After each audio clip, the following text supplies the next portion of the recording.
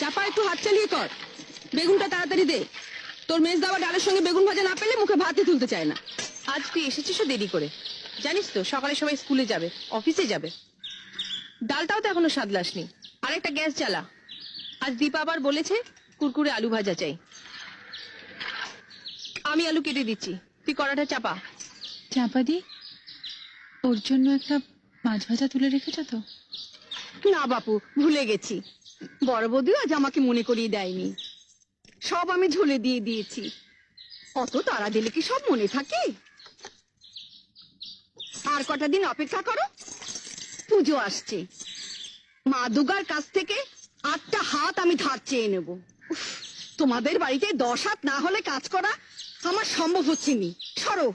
ফাজলামো করিস না চাপা, তাহলে তো রাবণের কাছ থেকে তোকে 9টা মাথাও ধার নিতে হয়।